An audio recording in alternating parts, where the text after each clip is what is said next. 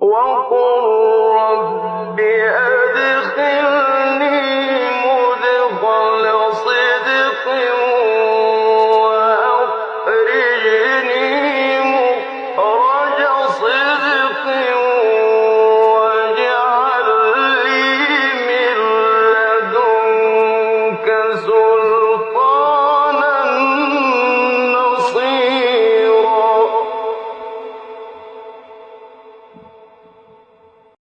Chers frères et sœurs, nous sommes en train de quitter le mois du Ramadan et il est en train de nous quitter après avoir accompli un pilier principal de l'islam, à savoir le jeûne des journées du mois du Ramadan.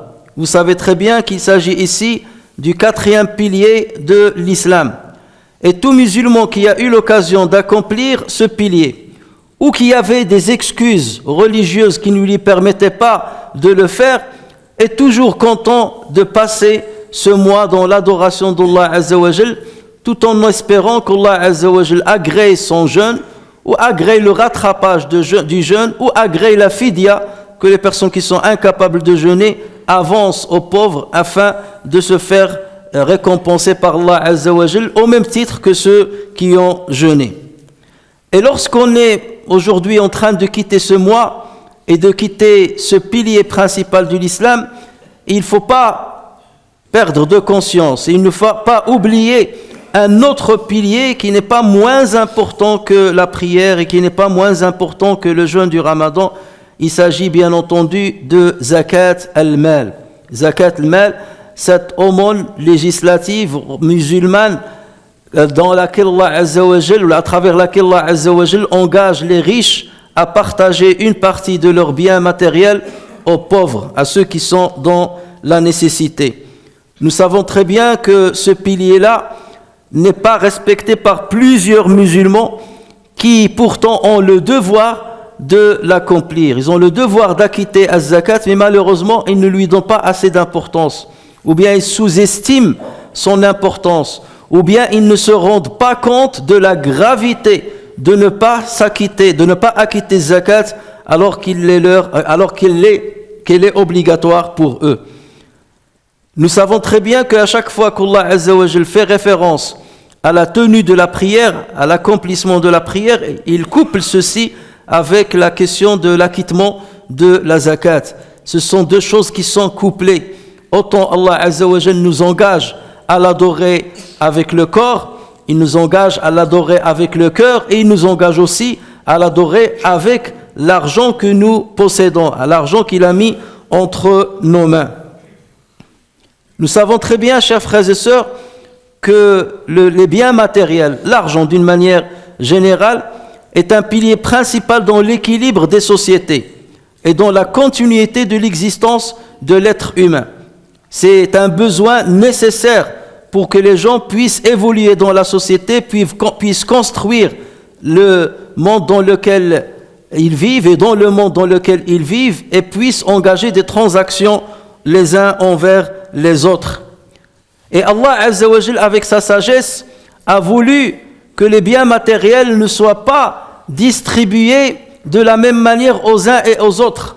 Allah Azza wa Jal a privilégié certains par rapport à d'autres concernant leur subsistance. Et derrière cela, il y a une grande sagesse de la part d'Allah Azza wa Jal, parce qu'il nous connaît très bien et il sait très bien ce qui est le meilleur pour nous et ce qui est le meilleur pour la société d'une manière générale et pour les individus, personne par personne. C'est à ce propos qu'Allah Tabaraka wa Ta'ala dit ce qui signifie: en vérité, ton Seigneur étend ses dons largement à qui il veut.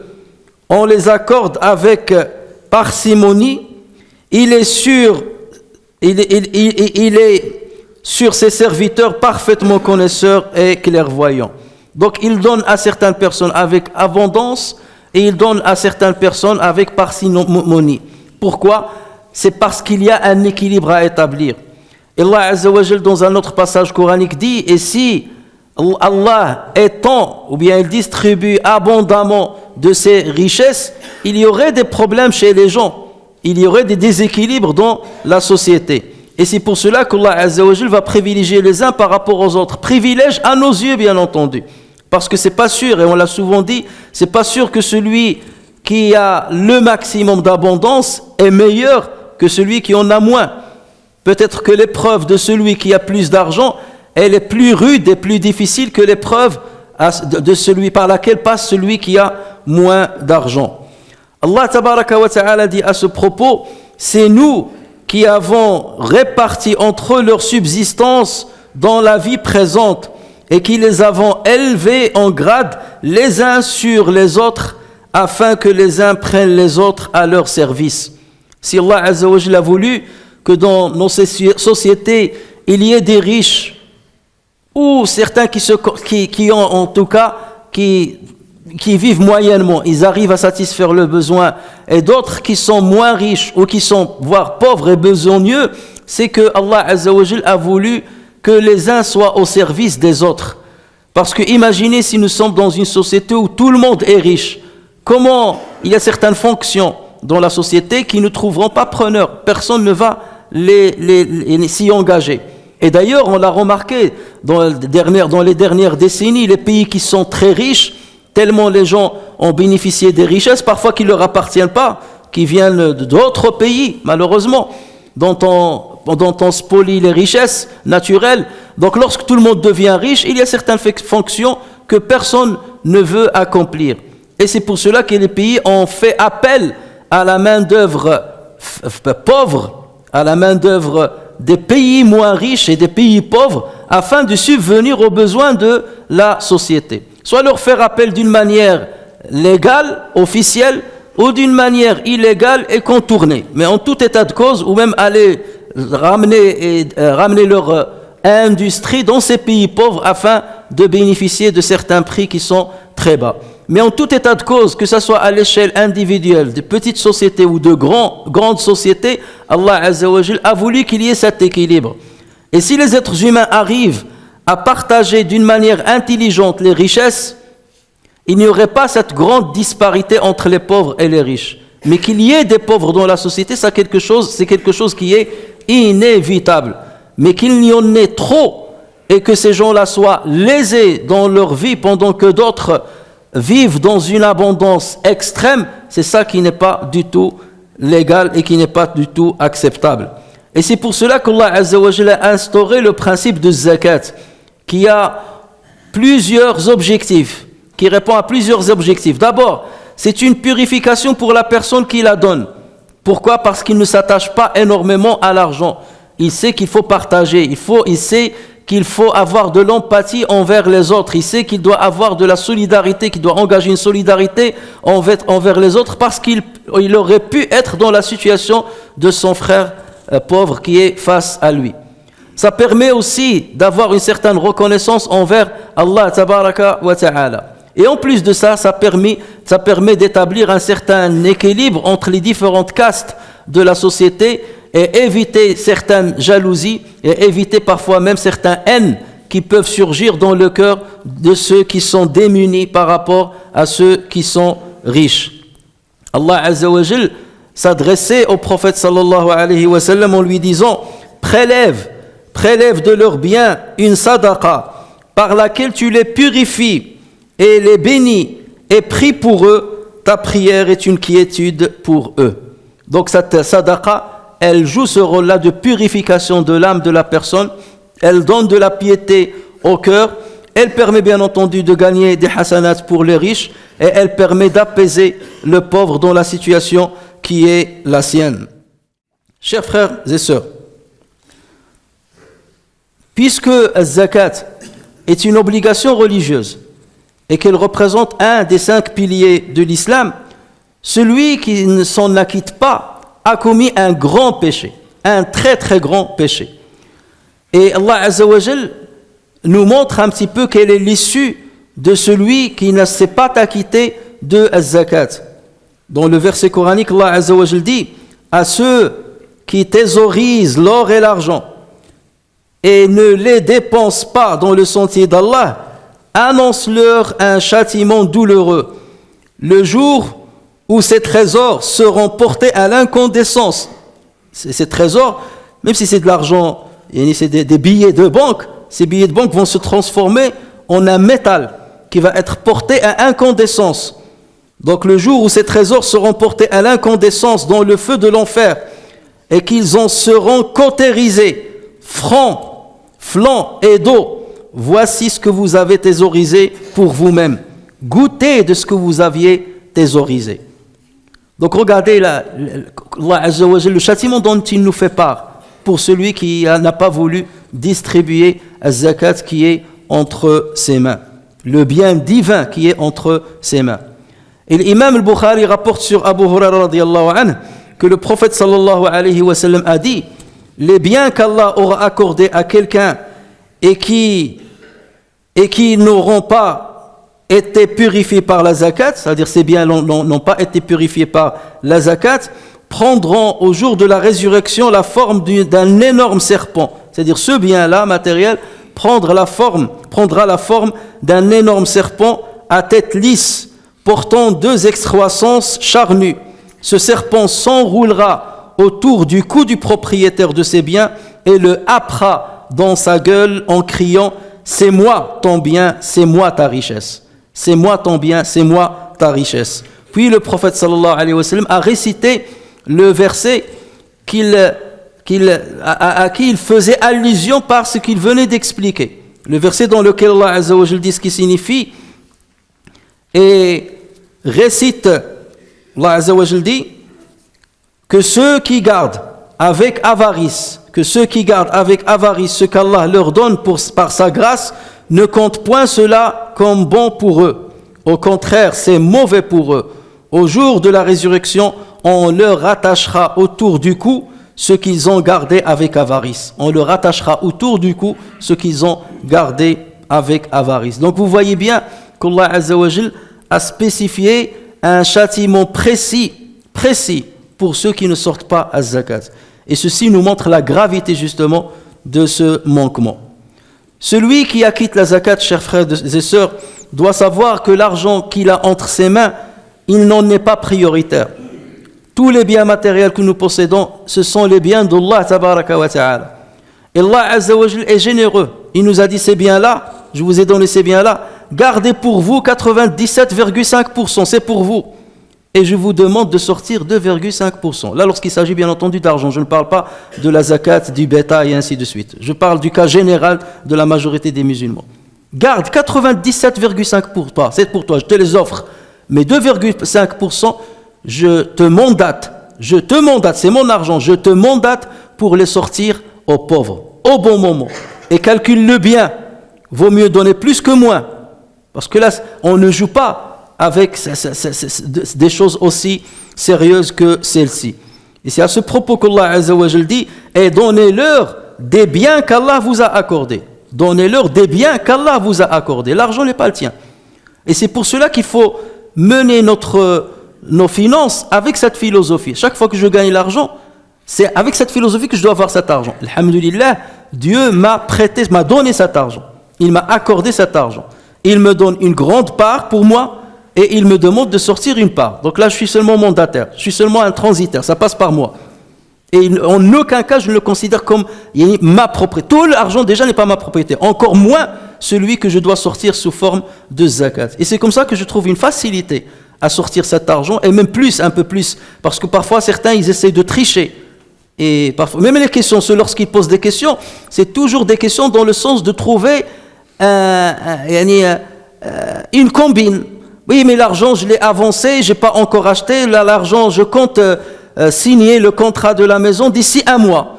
Et c'est une belle somme. Donc, est-ce que je ne peux pas sortir la zakat? Non, mais pas tant que l'échéance de la zakat est arrivée. Même si tout cet argent-là va sortir parce que tu vas acheter ton bien immobilier d'ici 1 mois, tu dois sortir la zakat dessus. Tant qu'il est entre tes mains et que tu n'as pas sorti l'argent, tu sors la zakat. Même si tu dois signer ton contrat demain et que l'échéance de la zakat c'est aujourd'hui, tu sors la zakat sur l'argent que tu as. Ou certaines personnes qui parfois, ils prêtent à quelqu'un de l'argent et l'autre il est prêt à lui rendre son argent. Et il lui dit non, maintiens-le encore chez toi, je ne suis pas pressé. Mais sa combine c'est quoi? Maintiens-le pendant quelques années, comme ça le jour où tu me le donnes, je sors la zakat sur une seule année. Il faut faire très attention, chers frères et sœurs, Alors Allah Azza wa Jalla ya'lamu sirra wa akhfa.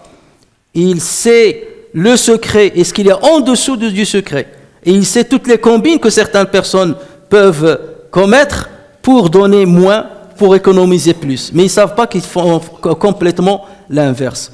Sur cette affaire-là, c'est une affaire qui est sérieuse et il faut être sérieux dans le calcul de la zakat. Voire même donner plus que de donner moins, parce que c'est une grande responsabilité devant Allah tabaraka wa ta'ala. Donc ça c'est la première chose, savoir que l'argent qu'on donne ne nous appartient pas, il appartient à Allah tabaraka wa ta'ala, donc je le donne de plein gré. Et la deuxième chose, c'est que je suis content de donner zakat. Pourquoi ? Parce qu'Allah Azza wa Jalla m'a privilégié. Et il a fait de sorte que je sois de ceux qui donnent, et non pas de ceux qui reçoivent.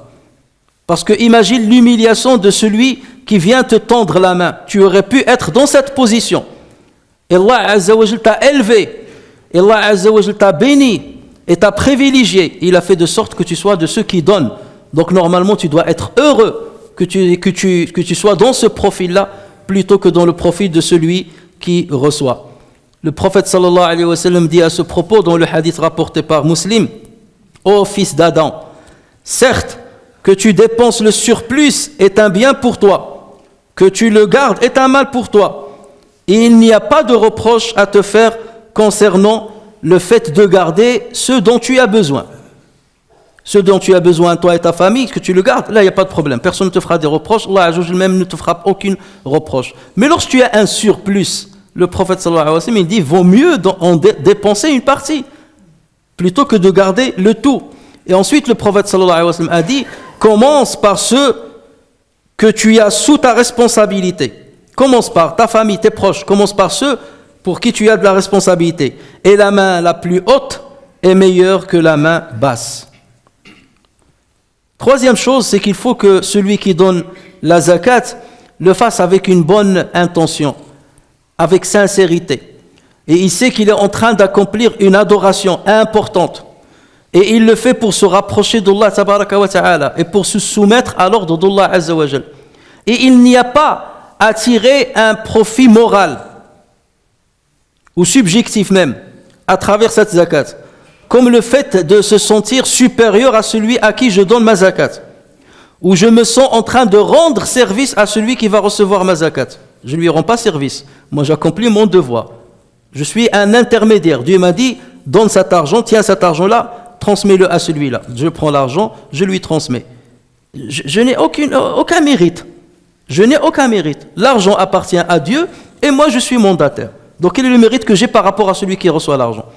Et c'est pour cela que plus on peut donner zakat d'une manière anonyme, sans que le receveur ne sache d'où c'est venu, mieux c'est.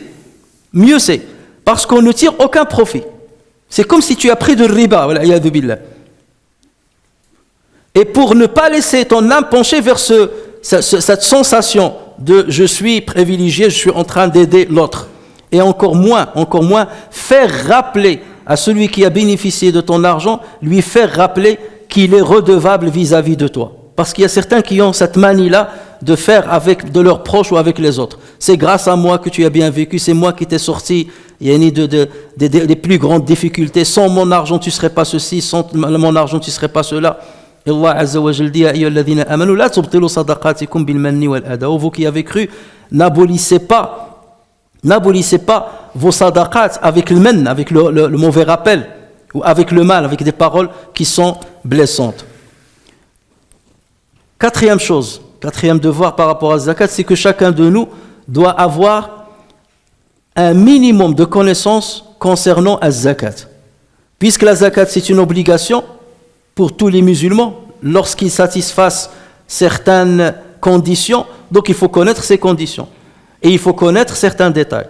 Soit j'étudie pour comprendre, soit je lis ce qui est écrit dans ces domaines-là, soit j'entends des vidéos, des audios qui abondent d'ailleurs dans les réseaux sociaux et ainsi de suite, soit au moins je pose la question à ceux à qui Allah Azza wa Jalla a donné une part du savoir, afin qu'ils répondent à mes questions. Nous nous donnons du mal lorsqu'on veut créer une société ou lorsqu'on a un business, nous nous donnons du mal à aller apprendre, à aller chercher l'information, à la tirer de la gueule du loup s'il faut. Mais lorsqu'il s'agit de notre religion et de nos devoirs vis-à-vis d'Allah Azza wa Jalla, on est économe et on est laxiste. Donc connaître nos devoirs concernant la prière, concernant le jeûne, concernant zakat, ça c'est la première chose que chaque musulman doit acquérir. Et c'est dans ce sens-là que le prophète sallallahu alayhi wa sallam a dit Talabul ilmi fardun ala kulli muslim. La quête du savoir est une obligation pour tout musulman. Il fait allusion justement au savoir obligatoire. Un savoir qui, lorsque tu en es défaillant, tu ne seras pas excusé devant Allah Azza wa Jal. Il y a certaines choses qui sont excusables par Allah Azza wa Jal si tu ne les connais pas. Surtout des choses qui sont très en détail, dans des ramifications qui ne sont pas à la portée de tout le monde. Mais il y a certaines choses que nul musulman n'est censé ignorer. Nul musulman n'est censé ignorer.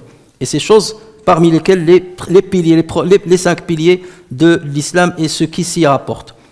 Et surtout que maintenant, il y a beaucoup de jeunes qui ont créé des sociétés, où Allah Azza wa Jalla leur a ouvert les portes de la richesse, alhamdoulilah, et ceci fait plaisir de voir dans la société musulmane des jeunes qui se sont émancipés, qui, alhamdoulilah, ils ont des sociétés qui sont des guides. Ça fait plaisir, parce qu'on dit quelque part, on n'est plus face à l'ancienne génération, de ceux qui étaient des ouvriers, qui avaient des travaux pénibles. Non, alhamdoulilah, là on voit, alhamdoulilah, de plus en plus de jeunes qui sont des patrons, qui ont des salariés, qui distribuent l'argent. Mais ça fait très mal au cœur de voir que des gens aussi riches, où Allah Azza wa Jalla leur ouvre des portes, et ils ferment les portes du chemin qui les mène vers Allah Azza wa Jalla. Ils viennent moins à la mosquée, ils prient moins en groupe, ils donnent moins d'argent, ils deviennent orgueilleux, ils prennent la grosse tête. Faites attention. Alors, l'argent qu'Allah Azza wa Jalla vous donne, c'est une responsabilité. Et vous en serez jugés. Et c'est un test qui peut être plus dur que le test qu'Allah Azza wa Jalla fait à l'égard de certaines personnes lorsqu'il les appauvrit. Alors la richesse, c'est un test dur. C'est un examen très dur. Lorsque ton business t'empêche de venir à la mosquée à l'heure, ou de venir qu'à la fin de la prière de Jumu'ah pour dire j'ai accompli mon Jumu'ah. Lorsque ton business ne te permet pas de te lever pour venir al-Fajr, lorsque ton business ne te permet pas de maintenir les liens avec tes enfants, ou de tenir tes devoirs vis-à-vis de tes proches, à quoi ça sert ce business-là? Tu deviens l'esclave de ton argent, alors que c'est l'inverse qui doit s'opérer.